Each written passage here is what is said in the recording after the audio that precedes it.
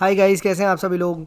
हम लोग अपने जो सी सैट का डिस्कशन है उसको यहाँ पे कंटिन्यू करेंगे। एंड देखिए, लास्ट हम लोगों ने आई थिंक 20 से 25 क्वेश्चंस को डिस्कस कर लिए थे। ठीक है, उसके आगे के अब हम लोग यहाँ पे डिस्कशन को स्टार्ट करते हैं। Let us see the 24th question. क्या कह रहा है, एक आपको सीरीज़ दे रखी है और आपको बताना है what is the missing element in the series. ठीक है, तो A E I O। ठीक है, अब देखो A E I O तो क्या साउंड हो रहा है, A E I O U ही तो साउंड हो रहा होगा। ठीक है, ये वावल्स की सीरीज दिख रही है आपको। ठीक है, और आप देख भी सकते हैं यहाँ पे आपको यू दिखाई दे रहा है। सबसे पहले ऑप्शन में देखो, इसमें क्या होता है ना, ऐसे क्वेश्चंस में हमेशा ऑप्शंस में देखो एंड ऑप्शन में मोस्ट कॉमन देखो तो WRUU तो जनरली कॉमन वाला होता है, तो यू है ये, यस, तो AE IOU साउंड कर रहा है, हो रहा है।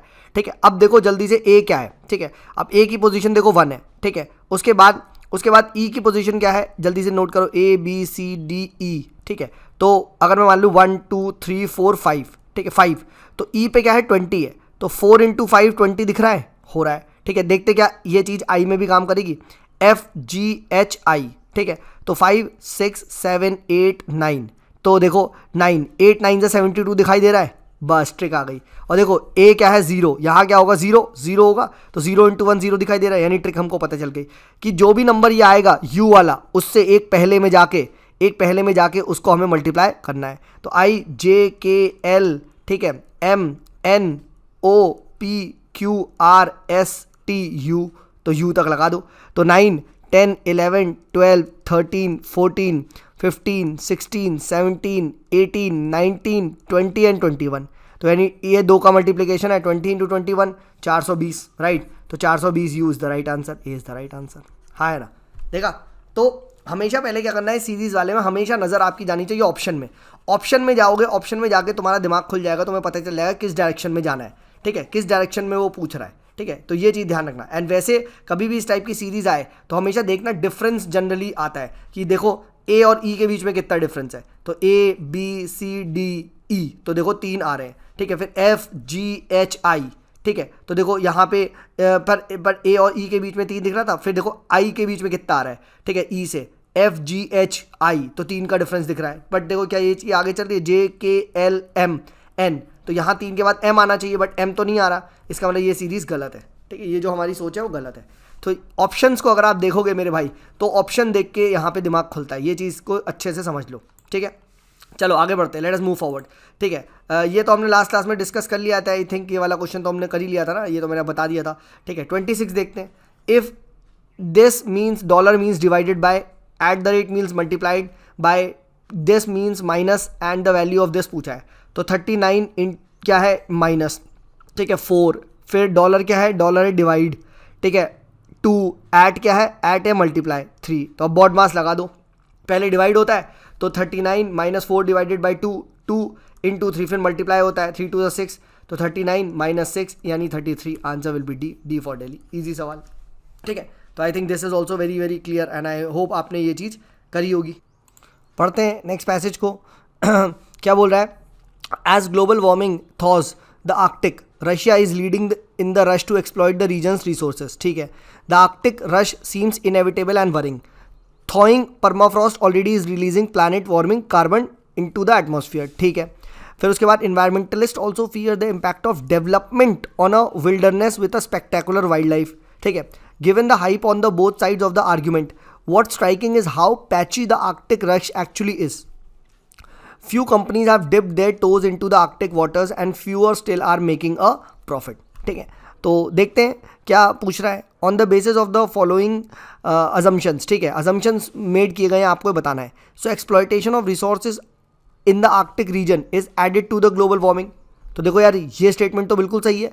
क्यों? क्योंकि यहाँ पे लिखा है, देखो thawing permafrost already is releasing planet warming carbon dioxide into atmosphere, तो इसका मतलब ये है कि हम और वहाँ पे रिसोर्सेज एक्सेट्रा को एक्सट्रैक्ट करेंगे तो वहाँ पे क्या होगा, और वहाँ पे जो कार्बन डाइऑक्साइड जो CO2 ट्रैप थी वो और रिलीज होगी, राइट। ठीक है, तो ये इंक्रीज होगी, बिल्कुल बात है, तो यानी वन अजम्पशन इज राइट। ठीक है, and Russia is already making huge profits by exploiting the resources of the region. अब भाई ये कहाँ लिखा है Russia is making huge profits? Yes, Russia is leading the rush, आप कह सकते हो वहाँ पे, बट ये कहाँ पता है कि इट इज़ प्रॉफिटेबल और नॉट, ये तो कुछ ज़्यादा ही तुमने अज्यूम कर लिया, तो this is wrong. Correct answer will B A for Agra. ठीक है, ये चीज़ यहाँ पे ध्यान रखना, A for Agra is the right answer. Next पढ़ते हैं 28 जो पैरा है पैसेज 2, इसको देखते हैं क्या बोल रहा है पैसेज 2। ठीक है, there are once against murmurings of a possible global economic turbulence in the air. ठीक है, but it is worth asking if they were to be another financial crisis in the near future, would the political configuration in the world have a you can say wherewithal to respond effectively? क्या हमारी जो political organization है वो respond कर पाएगी? मतलब question क्या है, क्रूशल मैसेज बताना है। ठीक है, क्रूशल मैसेज वाले थोड़े से ईजी होते हैं। ठीक है, आगे पढ़ते हैं। ठीक है, global crisis are preceded and followed by kind of political optical illusion. कुछ कुछ पॉलिटिक्स में भी चेंज आता है। ठीक है, in 2008 just before the crisis the liberal international was ascendant. ठीक है, the global economy was a non sum zero game. ठीक है, financial globalisation was a force of good. ठीक है, but after the 2008 crisis mass deep undercuts bubbling below. ठीक है, 2008 ने expose कर दिया था, ये तो यही चीज़ इसका मेन मकसद है। ठीक है, we should worry whether these currents will add fuel. ठीक है, समझ गए हम लोग, पैसेज को समझ गए क्या है। ठीक है, तो पढ़ते हैं। तो क्या है crucial message, financial crisis is a recurrent phenomena. नहीं भाई, ये तुम कैसे कह सकते हो कि बार बार रीअकरेंट ही हो रहा है, और ये क्या मेन मैसेज है? नहीं। Second, the current financial crisis is far worse than 2008। कैसे भाई, कहाँ से तुमने अज्यूम कर लिया, कहाँ से कर लिया ये चीज़? ठीक है, और ये तो क्रूशल मैसेज है भी नहीं। ठीक है, थर्ड देखो, the prevailing political climate in the world plays an important role in determining how the global community response to crisis situation. Yes, ये बिल्कुल है, याद करो। देखो यही तो चीज़ है, और लिखा भी है, global crisis are preceded and followed by kind of political optical illusion. देखो फिर यहाँ बताया हुआ है, how would the political configuration in the world and how will it respond effectively. ठीक है, तो इस पे ही डिपेंडेंट है। और डी भी देख लो, क्या डी इससे बेटर है? Post 2008 crisis the world has seen strengthening of globalisation because, अरे भाई इनफैक्ट वीकनिंग ऑफ ग्लोबलाइजेशन हुआ है, लिखा तो है क्लियर कट। तो answer will be C for Calcutta. Easy सवाल था। ठीक है, डायरेक्ट क्वेश्चन है, डायरेक्ट मैसेज हमें यहाँ पे दिख गया। ठीक है, आगे बढ़ते हैं। वाइस से कनेक्टेड है, 29 क्वेश्चन भी इसी से ही कनेक्टेड। नेक्स्ट आपसे क्या बोला है, following assumptions have been made. Assumptions के बारे में आप बोला जा रहा है, तो देखते हैं क्या अजम्पशन है। ठीक है, first, liberal international order and financial globalisation are necessary precondition for resolution of any financial crisis.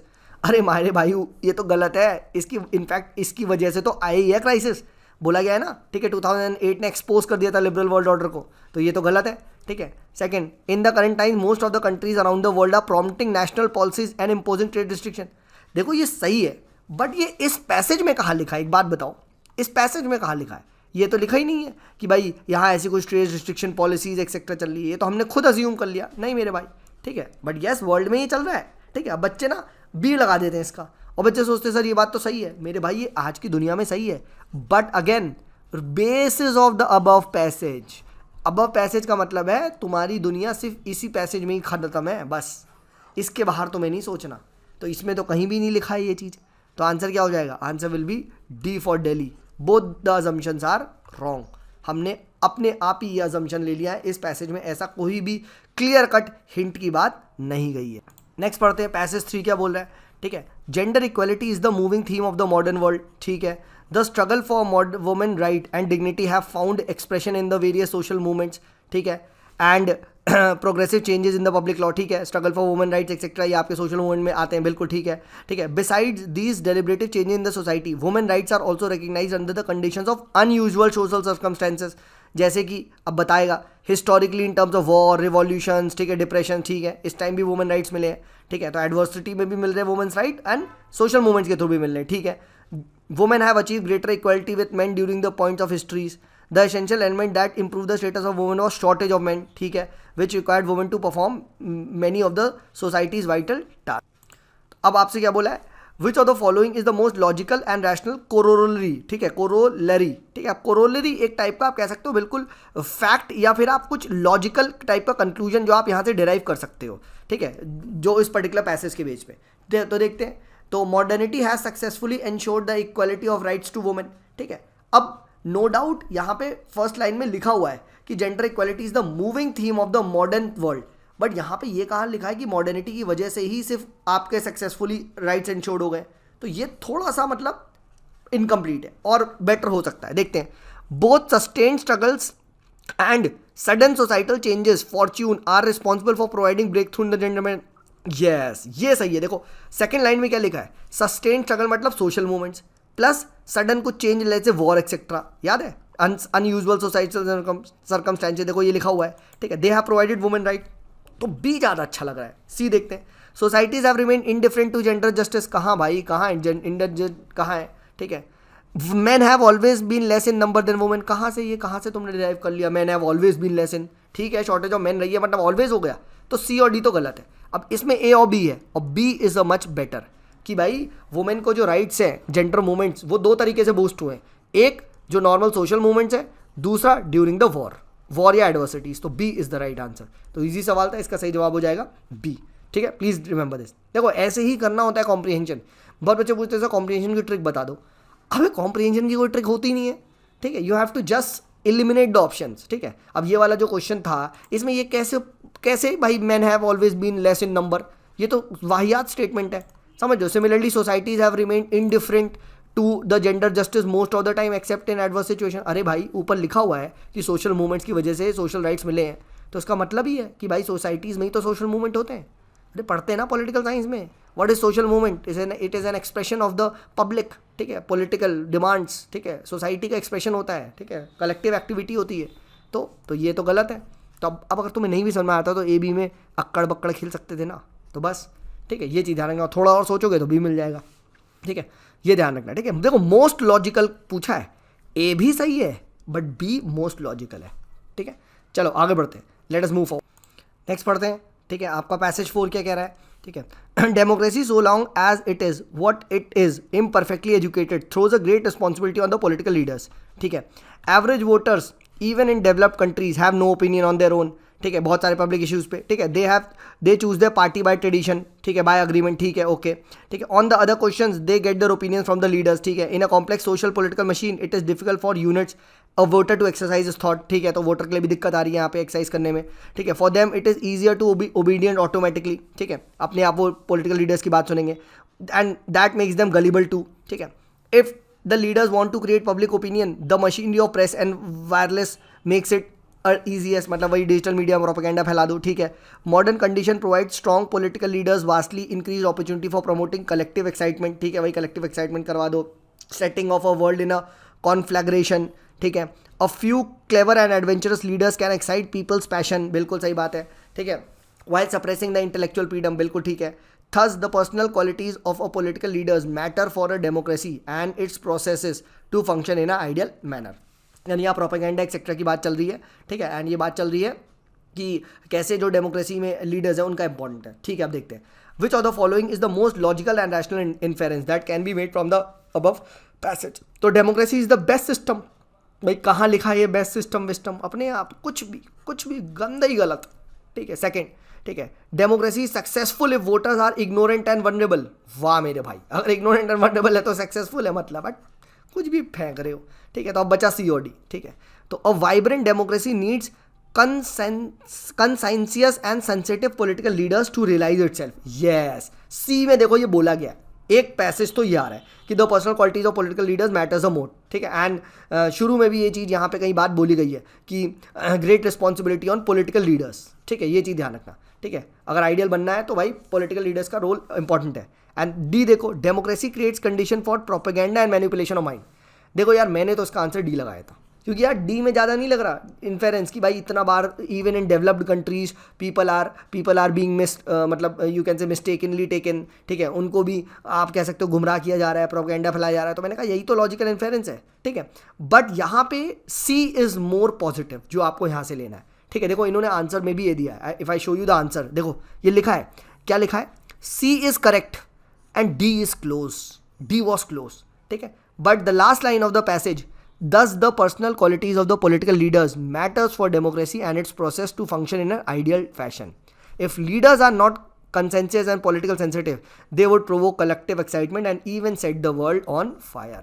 तो C is the most important, ठीक है। तो पॉजिटिव नोट वाला आपको यहाँ पे ज़्यादा लेना था, ठीक है, क्योंकि यहाँ पे भी देखो ये चीज़ बोली गई है कि even in developed countries people do not have an independent opinion on the public issues. But यार इससे डेमोक्रेसी का एज सच क्या लेना देना है, ठीक है, समझो। तो सिर्फ ये तो लोग अगर even fastest form of government होता तो भाई फास्टेस्ट फॉर्म ऑफ गवर्नमेंट में भी तो भाई क्या हो सकता है, ठीक है। It also creates conditions for the propaganda and manipulation of mind, ठीक है। इवन आप कह सकते हो टोटलिटेरियन फॉर्म होता तो वहाँ पे भी इस टाइप का हो सकता है, क्योंकि लोग अनअवेयर है ना। बट इससे डेमोक्रेसी कैसे ये कर रहा है, ठीक है। तो ये एक कम इन्फेरेंस है, but C is the most vital inference. Next यहाँ पे डिस्कस करते हैं, लेट अस डिस्कस। ठीक है, तो क्या बोल रहा है, ठीक है, जल स्वराज और self sufficiency in irrigation water availability is the need of the hour, बिल्कुल सही बात है। ठीक है, though the total rainfall in the our country satisfactory is distribution is highly skewed. ठीक है, फिर यहाँ लिखा हुआ है with most rainfall occurring in 100 days in year, बिल्कुल सही बात है।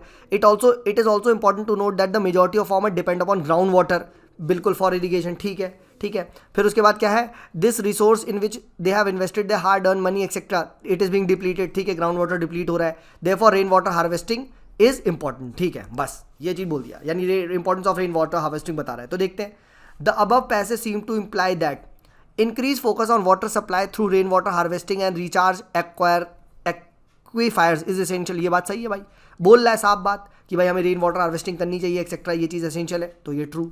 ठीक है, sea water desalination on a large scale can help reduce the dependence on rainfall.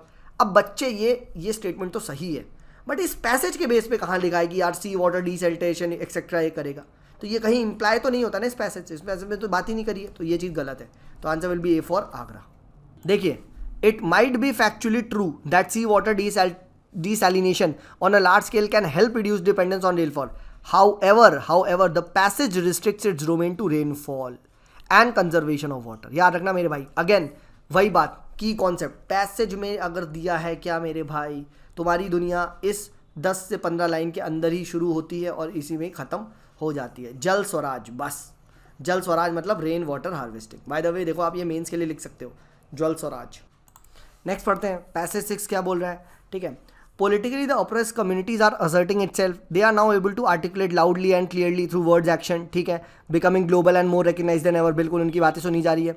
in the revolutionary age of technology of communication, new expressions of freedom etc are coming. ठीक है, they are claiming rightful positions. ठीक है, ठीक है, इनको various calls of justice भी मिल रहा है इन डेमोक्रेसी, बिल्कुल। ठीक है, they are recently called as freed and touchables, वाह, ठीक है, ठीक है, second generation of constitutionally freed citizenry who are coming out of their inbred shackles. अच्छा, अपने गेट तोड़ रहे हैं, शैकल तोड़ रहे हैं, ठीक है, ठीक है, but there are tougher challenges as the endogamous nature of caste is becoming stricter. ठीक है, तो देखते हैं क्या आपसे क्वेश्चन पूछा है, which of the following is the most logical and rational inference that is being drawn. ठीक है, तो क्या है इसका, ठीक है, हिट हेड तो oppressed communities are increasingly fighting the voice in democracy.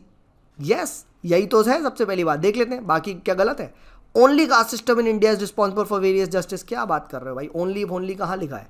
Despite strong laws caste based system the latter continues, कहाँ लिखा है सब कि हमारे यहाँ स्ट्रॉन्ग लॉज है, ये सब चीज़ें गलत। ठीक है, caste endogamy has increased ever since the oppressed community started asserting themselves. तो देखो यस, कास्ट एंडोगेमी तो इंक्रीज हुई है, देखो यहाँ पे लिखा हुआ है कि there are tougher challenges as endogamous nature of caste is increasing stricter, but ये कहाँ लिखा है, it is due to them asserting themselves, ये तो गलत है ना, ये तो अपने आप है, ये तो ऊपर अलग बात कही है, नीचे अलग बात की गई है। तो answer will be A for Agra, easy सवाल था। ठीक है, A for Agra will be the right answer. B और सी तो देखो बिल्कुल नहीं होंगे, बी और सी तो टोटली आउट ऑफ कंटेक्स्ट है। नेक्स्ट आता है 34 क्वेश्चन देखते हैं। A and B are married couples. ठीक है, तो अभी ऐसे क्वेश्चंस को जो सन 1 वाले हैं वो फैमिली ट्री से कर लो तो ईजी होता है। ठीक है, तो A and B are married couples, तो मैरिड कपल्स है तो ऐसे कर दो, A and B are married couples. ठीक है, ठीक है, A and B are married couples, A being the male, अब ए बीइंग द मेल है, ठीक है, एंड बी ऑब्वियसली बात है फिर फीमेल होगा। अब हालांकि आप कह सकते हैं कोई बच्चा कि सर ये LGBT का राइट है, आप कैसे कह सकते हो, बट अब इतना मत सोचो। ठीक है, D is the only son of C. ठीक है, who is the brother of A, यानी ए का ब्रदर बी। ठीक है, who is the only brother of, D is the only son of C, A का ब्रदर सी है। ठीक है, एंड सी का सन कौन है, डी है, डी का इसका सन यहाँ है। ठीक है, E is the sister of D, तो ई की सिस्टर ये रही, सेम लेवल पे आएगी, sister of D. B is the daughter in law of F. ठीक है, B is the daughter in law of F, यानी बी डॉटर इन लॉ है तो एफ ऊपर आएगा, हाँ है ना। ठीक है, इस टाइप से आ रहा है। ठीक है, अब देखो how is D related to B, D related to B, यानी ये क्या है, ये एक स्टेप नीचे है, तो देखो डी रिलेटेड टू बी है। ठीक है, और बी एक फीमेल है। ठीक है, एक फीमेल है। ठीक है, तो अब देखो सेम लेवल पे फादर तो हो नहीं सकता, गलत जवाब। ठीक है, उसके बाद अंकल भी नहीं हो सकता। ठीक है, अंकल भी नहीं हो सकता क्योंकि D is related to B. ठीक है, तो बी तो आंट होना चाहिए, तो अंकल भी गया। ठीक है, उसके बाद मटरनल अंकल, अगेन अंकल कैसे हो सकता है। ठीक है, बी इज यहाँ पे, तो ये भी गलत। और नेफ्यू हो सकता है कि हाँ जो डी है वो बी का नेफ्यू है, क्योंकि एक नीचे आ रहा है, एक नीचे आ रहा है। ठीक है, तो आपका नेफ्यू इज मोर राइट। ठीक है, तो ये चीज़ ध्यान रखना। तो इसका आंसर क्या हो जाएगा? P for Bombay.